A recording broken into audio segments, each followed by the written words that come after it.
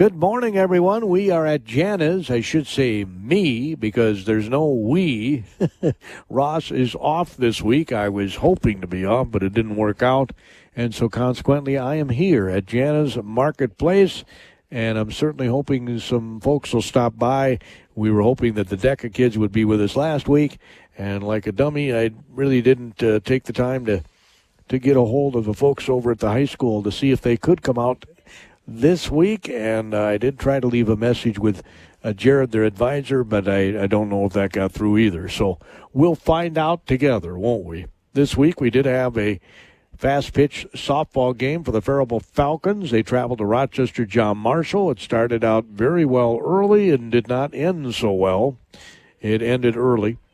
That was our Faribault Falcon game. We had a BA fast-pitch game on Thursday, and sadly, Jocelyn Simmons, their catcher, got hurt in that game and had to be helped off the field. So you've already got Caitlin Bothan out due to injury. And schools that size just can't afford to lose a couple of starters. So let's hope Jocelyn's okay. I was kind of hoping there might be some Cardinals here today, but they're not. Usually Anna Tobin and Anna Cohen are both work here at the Jana's Market, and quite often they're here on Saturdays, but not this Saturday. This story of my life, right? Track and field championships coming up, and I didn't know if anybody was going to pop out for that. And we got golf. I know girls golf is teeing off today in Mankato at 11:30 this morning. Good luck there. It's windier than a politician out here right now, so I can't even imagine trying to golf in this kind of weather. For one thing, your hands are gonna freeze. We've got a baseball game later today. The Cannon Falls Bombers and the St. Charles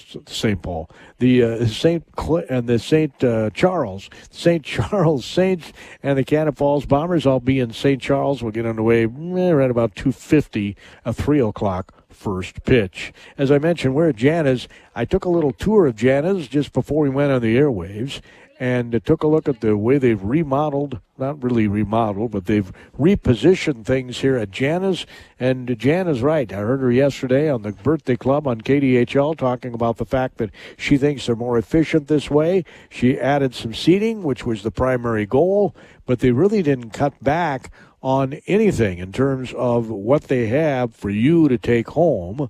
Now they have to, as she said, fill the cooler more often. The help does. But they haven't gotten rid of any particular items that I could see, and I tried to make sure that my favorites were still in there, and they typically are. And usually on Saturdays when I have time, if I don't have to run back to the radio station right away, I do a little shopping for myself right after we get done with the show, and that's the plan here. So make sure you pop on in. They've got some great hot meals that you can have right here at Jana's, and then you've got great things that you can take home as well. Salads galore. The dressings are homemade, and they rave about the ranch. I'm not a ranch dressing guy myself, but people that I know that like ranch dressing say the ranch dressing here is phenomenal at Jana's, and it's homemade. Virtually everything is homemade. The soups. My favorite soup is chicken wild rice, but I have to tell you, the chicken dumpling soup here is really good. I've kind of had that the last couple of weeks because, well, they didn't have any chicken wild rice available. I'm guessing it's probably the most popular kind, right? The chicken wild rice, and I like my chicken wild rice soup to be a bit on the creamy side as opposed to being brothy, and it's really good. A lot of things are good here, as I said. So stop on in and enjoy a meal, and then do a little shopping afterward for some stuff at home, the things that you can not necessarily have to pop in the microwave. They do have cold sandwiches here, too, although I have to tell you, I usually, even a cold sandwich, I warm up just a touch in the microwave. Typically. I mean, when I make a peanut butter sandwich, I don't do that or anything like that. My Traeger went on the fritz this past week. I had to replace the igniter in it. They are sending me the part, so this weekend I am without my Traeger. and I won't know what to do with myself. On the weekends in particular, every meal, lunch, supper, all cooked on the Traeger, so we'll be getting some stuff here. Probably, I love their turkey on on cranberry bread. They have turkey on cranberry bread. It's exceptional. I know Jana was saying the other day that they sell many, many loaves of that cranberry bread, and I believe it.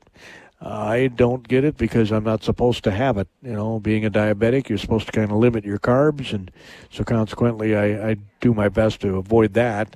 I have to admit I eat more bread than I probably should. But, we got to have our vices too, I guess. Like I said, Royal is off this week. I can't remember what he's doing, but he's not with me today here at Jana's, and we appreciate his co-hosting every week. It means that I can go off and do some other things, and he can host the show with the tremendous professionalism. We do appreciate it very, very much. Of course, Royal is with Trek Properties, and as he would say, they have all kinds of things going on. At Trek Properties right here in Faribault, they have incredible savings for you, too. Tom Hartman just walked in the building. Am I going on the air? You grab that microphone right there. I can't. What do you mean you can't? I can't talk anymore. Oh, that's bull crap. Where's all your pals? So how's Tom doing? I don't know. I don't have anybody. Probably because I'm by myself. Nobody wants to come talk to me, Tom. If Royal were here, we'd have people, but Royal's not here.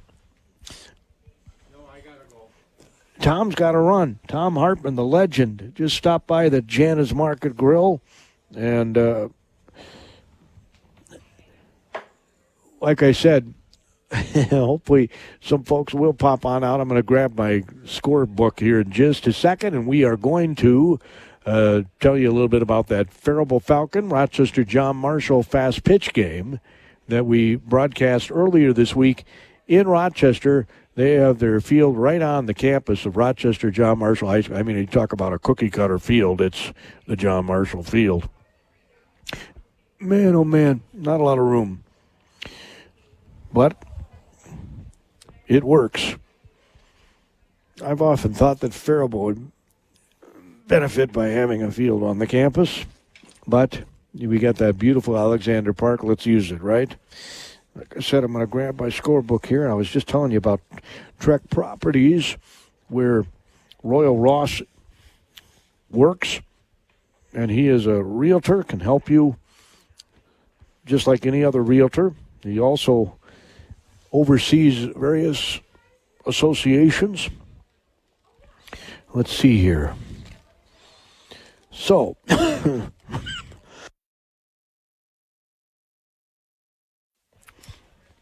Thursday, the Cardinals of Bethlehem Academy took on Janesville Waldorf Pemberton, a game we had on their airwaves. I'll get to Thursday, but first you got to get to Monday, right? So I'm going to turn the book to Monday.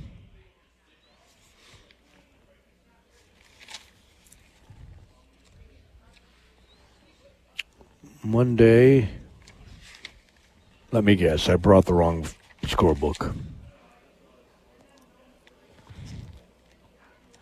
Last Saturday, we did the incredible broadcast, too, of the Randolph versus Cannon Falls game that Randolph won by scoring a run in the second inning, and they held on for dear life to win that one. They lost on Monday to United South Central. United South Central is the Gopher Conference fast pitch champion.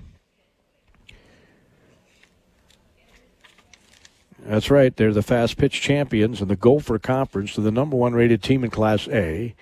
Randolph is still the number one team in Class AA. Bethlehem Academy is still mentioned in others receiving votes. They were number 2 a few weeks ago. All they did was lose to the number one rated 2A team, the number one 1A team, and they were very competitive in both those games, losing by scores of 3-0 and 5-0. But they got dumped right out of the top 10. In fact, one of the coaches in the Gophers says to me before a game, "Gordy, how could they dump them out of the top 10?" I said, "Well, talking to the wrong guy. I don't do the ratings. Anyway, on Monday, the Faribault Falcons traveled to Rochester and were defeated by John Marshall. It was a shortened game. It was in 6 innings, and they lost by 16-6 score. It started out very, very well. Bailey Gunderson, the 7th grader, a right-hander, was in the pitching circle, and she retired him 1-2-3 in the bottom of the first after Faribault scored 3 runs in the top of the first inning.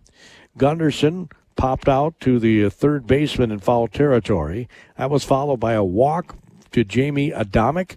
Adamic had a single. Williams had a single. And then Grace Brazil also had a single. The bags were juiced when a bases-loaded walk to Dana Betcher made it 1-0. That was followed by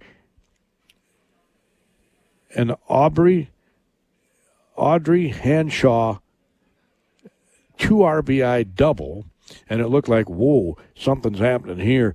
But then it was a strikeout and a strikeout to end the inning. And that was it. Then we go to the bottom of the first. As I said, it was 1-2-3. A liner to right field, a pop out to the pitcher Gunderson, and a ground out to Adamic, who rifled it over to the first baseman Williams.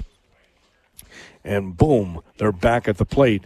The second inning started with a strikeout and a fly out to a third baseman again by the lead hitter Gunderson. Jamie Adamic was walked. Amira Williams got on a fielder's choice, and they erased Adamic at second base, and then a comebacker ended the second inning. In the bottom of the second inning, 10 people came to the plate for Rochester John Marshall. It started with a strikeout. Gunderson struck out their number 4 hitter to start the second inning, and then a ringing double by their designated player, a single by their catcher, and then it was back-to-back walks, which you never like. She got a strikeout of the number 9 batter before there was an error, followed by a 2-run single by their second baseman. Then there was another single, and yeah, they had all those hits in that inning. They had 1, 2, 3, 4 hits in the inning, and there was an error there too in the second inning. And so they scored 5 runs to make it 5-3. Still competitive game, but 1, 2, 3, strikeout, looking, swinging in the third inning for the Falcons. In the bottom of the third, they batted around again. 12 batters came to the plate, and Amira Williams came in to replace Gunderson after the first couple of batters. There was a single and a walk to start the third inning. So then Williams came in. There was a pop out to the catcher, followed by a walk and a strikeout. And then their lead hitter, Baxter, hit a double. There was another walk, and then there was another double, a 2-run double by their number 3 hitter, who was the pitcher.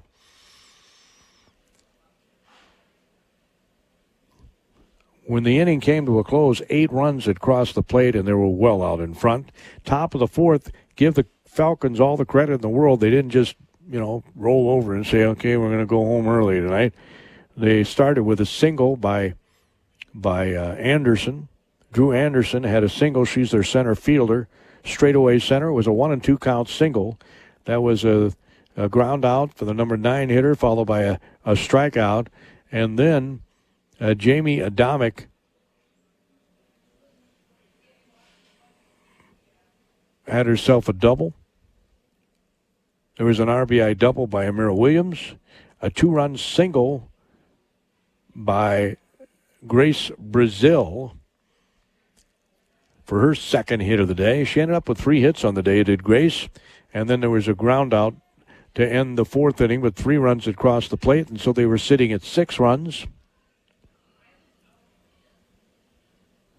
It was 13-6 at that point, and then adding a run in the fourth, adding a run in the fifth, and ending the game in the sixth were the John Marshall Rockets. The run in the fourth The lead person singled, the number 8 hitter, followed by a couple of ground outs and a strikeout, and there was an error in there that factored into the run. In the 5th inning, the lead single was made by their pitcher. Her courtesy runner ended up going to second on a wild pitch. There was a ground out followed by a walk, and then a fly out to left field followed by another walk, and then a strikeout. But the run did score on the fly out. And then in the 6th inning, there was a strikeout to start the inning, followed by a double by the lead hitter Baxter, her second double of the game. And then ending the game with an RBI single was their number 2 hitter. And the John Marshall Rockets, who came into the game with 1 win on the season, picked up their 2nd win of the year. Faribault Falcons dropped to 0-17 on the season. That was on Monday. As I said, on Thursday, I had the Cardinals of Bethlehem Academy and Janesville Waldorf Pemberton in fast pitch action. And that was also a shortened game that the Cardinals won by a score of 12-2. A perfect game through the first 3 innings by Morgan Wilson, their outstanding senior pitcher for the Cardinals. She had 5 strikeouts for the first 3 innings. 5 of the first 9 batters faced were struck out. She had 2 of those 5 looking. Then in the 4th inning, the first batter got on base on a strikeout pass ball, ended up going to first, and that was a marathon at bat.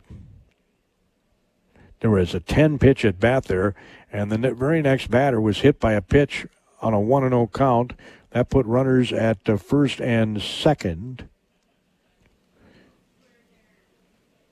There was a fielder's choice, a sac fly RBI to score 1 run, and then an RBI single by the number 5 hitter to score the other run. Just 1 hit in the game was allowed by Morgan Wilson. Just 1 hit. Meanwhile, the Cardinals had 8 hits in the game as they win it by a score of 12-2 in 6 innings.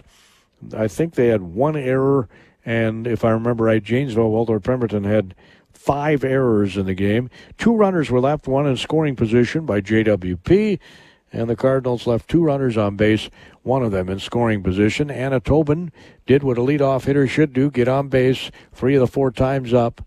She had 2 singles and was walked, had a stolen base. Anna Cohen also got on base 3 of the 4 times up, and the one of the times it was a sacrifice bunt. She bunted Tobin down to second. And I remember saying at the time that I think Scott Trump's just, trying to make sure that everybody's capable of bunting, because when you get into the playoffs, every spot in your order in fast pitch softball had better be able to execute a bunt, because you may need to play some small ball against some of these incredible pitchers you see in fast pitch action. Morgan Wilson not only did a great job with that 1 hitter, she struck out 7 batters through 73 pitches, 55 of them strikes in her 5 innings of work. She not only did that, but also did well at the plate. Had a couple of singles. Scored 3 runs. They do not courtesy run for her. She had an RBI and a ground out in her last at bat. Ended up with 2 RBI on the day. Liv Glumack, the senior first baseman for the Cardinals, also scored 3 runs in the game and had 2 hits. She had 2 RBI. Evelina Caldera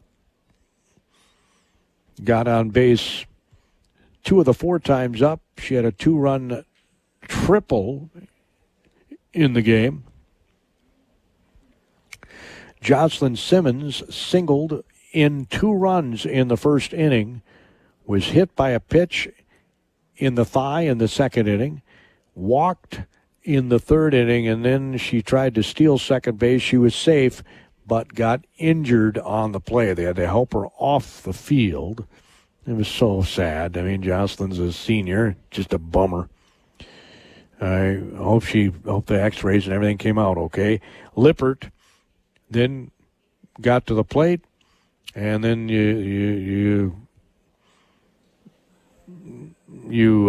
well, let's see. What did I say? They had 4 runs in the first inning.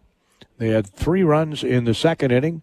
They had 3 runs in the third inning, and they had 2 runs in the fourth inning. The freshman pitcher for Janesville Waldorf Pemberton, a young lady by the name of Riley Donner, threw 103 pitches in 4 innings.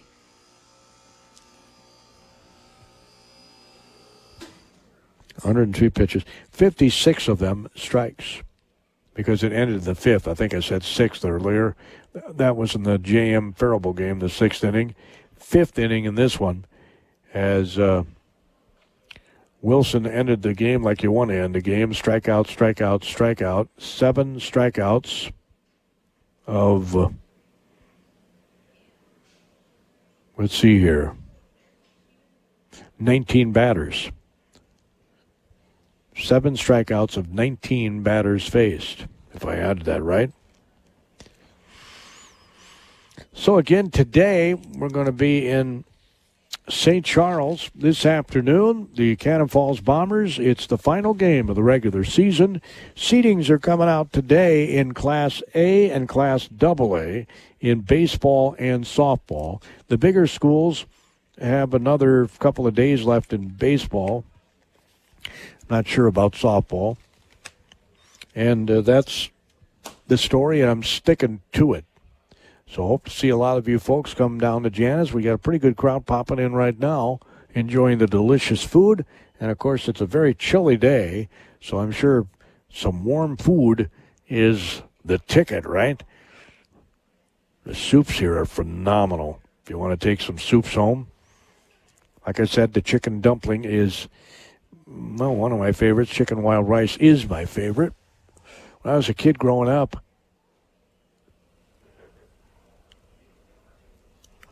I was more of a chicken noodle guy. Maybe most kids are. When I left home and started cooking for myself, if you want to call it that, I mean, who can't make a can of soup? I had tomato soup quite often, and grilled cheese sandwiches, dipping in the tomato soup. Oh, boy, oh, boy, oh, boy, is that good. But you know something? I think I ate too much of it. My first radio job, I wasn't making a lot of money, and in order to make ends meet, I was paying about 2/3 of my income for rent, so didn't have a ton left over for gas and groceries. So it was a luxury to have a hamburger. I had one of those George Foreman things that you put the patty in and make it, right? I had one of those, but I didn't get to use it very often because I couldn't afford the hamburger, so I ate a lot of tomato soup. I had a lot of ramen noodles and all that fun stuff when I was there in DeSoto, Missouri, the first radio job, DeSoto, Missouri. After that, we went to Ottumwa, Iowa, where my mom grew up. Just so happened that the manager there gave me a call. I had been a finalist for a job there. He offered me the job, and then he complained about my tape, and I said, "You really want to hire me? It sounds like you don't really like me all that well." So I ended up going to Missouri instead of Iowa because, well, I didn't want to work for somebody who didn't like me, you know what I'm saying? And then it wasn't working out too well in Missouri. It wasn't a good fit for me, and so consequently, I called the guy in Ottumwa, and he said, well, if you still want the job, we'll hire you. And so there I went to Ottumwa, Iowa. And then the rest, as they say, is history. After there, I went to North Platte, Nebraska, ended up going to Des Moines, Iowa. Not a long time there before I came to Faribault, Minnesota. I answered a blank box ad. It was in the newspaper. Blank box, didn't say who was hiring or anything. It was just a radio station in Minnesota kind of thing. And we'll send in a tape.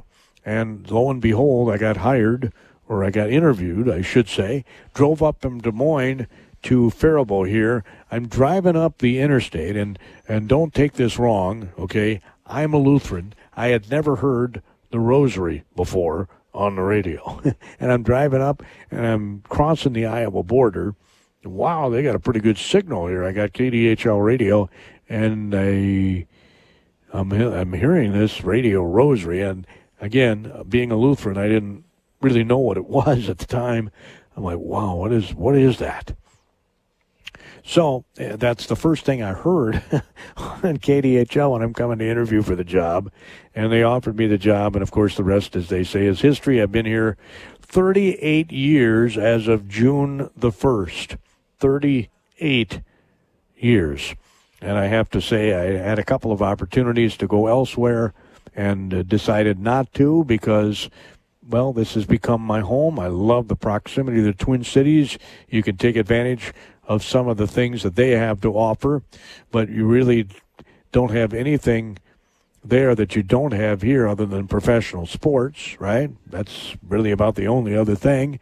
You might, we've got great productions of theater here in Faribault at the Paradise. We are so lucky. We've got the Riverbend Nature Center here. You don't even have to drive miles out in the country to go and walk in some beautiful woods. They're right there, right in town. I mean, it's in the city limits, Riverbend Nature Center on Faribault's east side. We're just so blessed. And one of the other things I love about Faribault is that it has such a big heart. I mean, we got MSAB, we got MSAD. When I first moved here, we had the Regional Treatment Center. And now we've got, of course, the prison that replaced that. So there's all kinds of different people here. I love the diversity in Faribault, and you have to have diversity to survive nowadays because the world is more diverse. The world is smaller. We all simply need to get along. And that's kind of going to be the theme when I'm riding in the Heritage Days Parade. I was chosen to be the Grand Marshal, and there are many people that deserved it better, more than I, but I am humbled by the fact that people in Faribault thought that I should be recognized in that fashion. I'm planning on throwing out some bracelets that are going to have WWWD on them. What would Whipple do? It's not my idea. Carl Voss of Voss Floors fame back in the day had a sign in his window that said WWWD, what would Whipple do? And I think it's a cool slogan, and it's Faribault specific because Bishop Whipple was Faribault's guy, right? And he's one of the guys that when I get to heaven, I hope I get to heaven, I would really love to sit down and have a talk with. I mean, he was just before his time. You listen to some of the sermons that Jim Zatalis reads that he wrote down, Bishop Whipple, and it speaks to us today. It speaks to us today. So that's the plan. I don't know if I'll get that accomplished, but that's the plan. When we ride in the parade, I'm going to throw out these WWWD bracelets, and hopefully you'll wear it with pride. So we've only got a minute or so left in the program today. Hopefully next week we'll be able to get some kids out here because nobody wants to listen to me babble for a half hour. And I don't know if Ryan will be back with me or not. Next Saturday there's a lot of playoff games going on, so I don't know what the schedule is going to be like there because the seedings come out later today in both baseball and in fast pitch. Again, Trek Properties. Royal Ross is the guy to call if you're looking to buy or sell a home or a business, or if you have a interest in maybe having a townhome and you want to start an association. He helps oversee some of that. Royal Ross, Trek Properties, as he says every week, they're growing their footprint, growing week by week at Trek Properties. Hope to see you at Jana's Grill very soon. When I get done with the show here, I'm planning on staying and having some breakfast, getting myself ready to go down to St. Charles as the Saints take on Cannon Falls in their regular season finale right here on our airwaves. We'll get underway right about 2:50, right in that neighborhood from St. Charles, Saints Country. I'll be marching in to Saints Country this afternoon. Hope you all have a fantastic week. And next weekend, remember, is a Memorial Day weekend. Hope to see a lot of you folks in Central Park. They've asked me to MC again this year, and we're going to share a story about a Faribault soldier who was killed